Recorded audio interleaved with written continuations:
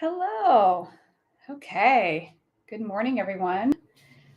I'm going live today, and I'm so excited to talk about packaging and pricing. I know, like, what in the world is that? Like, how is that even enjoyable topic? I'm not sure. But one of the things that I have been thinking a lot about is packaging and pricing ourselves, and how do we even do that? How do we put ourselves in a place where we can monetize what we know, as well as what does it even matter? Like, how much does it cost? How much should I be charging? And how is that perceived value of what that offer is? So, throwing all that aside, thinking about business basics, I was thinking last night about a story where I get asked a lot, what's the difference between living in New York and LA? And I find that a lot of people ask me this question. And it's a hard one to answer because, oh, you know what? I'm going to fix my audio. I think my audio on YouTube is going to go a lot better now. Okay, great. Yay. Okay, so thinking about budgeting and pricing is like the worst idea of like a topic for YouTube, right? It's like not entertaining. It's certainly not entertaining for TikTok, but I want to talk about this important thing because we are not taught enough about how to budget and price ourselves, especially like for me when I come from corporate. But I was thinking about this story and about how I get asked a lot, what's the difference between living in New York and living in LA? Now, I'm a Texas girl originally, grew up in Texas.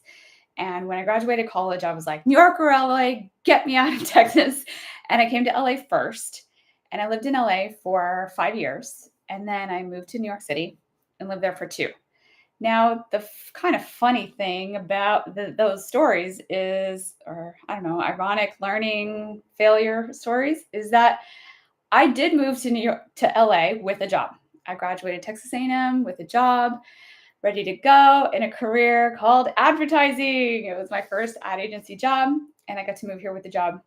3 months in, y'all. 3 months in, I was fired.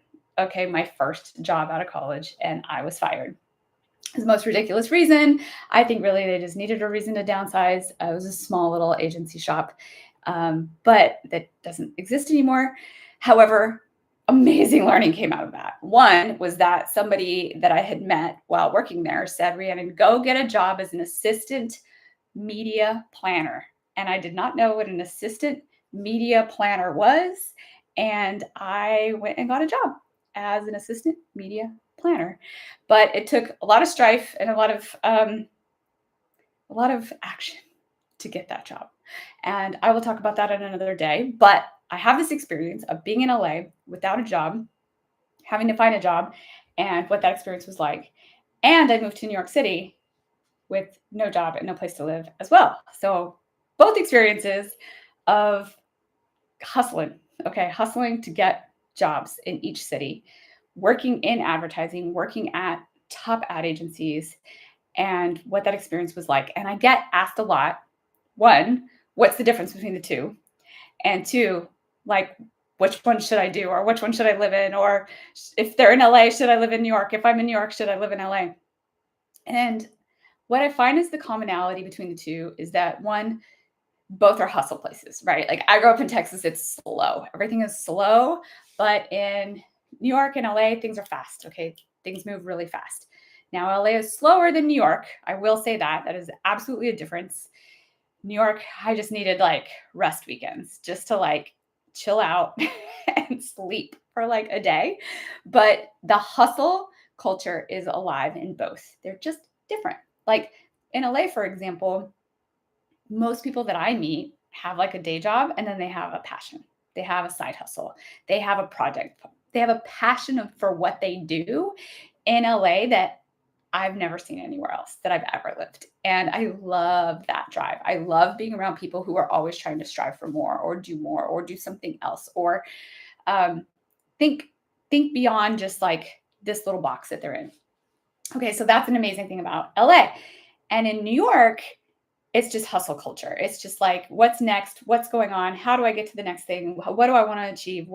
How do I get there? And I love that energy as well. There's just like an energy in New York City. So when I get asked this question a lot about what's the difference between New York and LA, there's these differences. Okay. The other thing is the commonality. Okay. Like I was saying, the hustle, the grind, the drive. And I was thinking about how this relates to business. Okay. And how in business, we don't get a lot of training. We don't get taught how to build packages. We don't get taught how to budget ourselves. We don't get taught how to create a profitable business. Okay. One tactical thing that, as an example, is your profit and loss statements. How many people have a proper profit and loss statement? Okay. My first business I started, I didn't even know what a profit and loss statement was.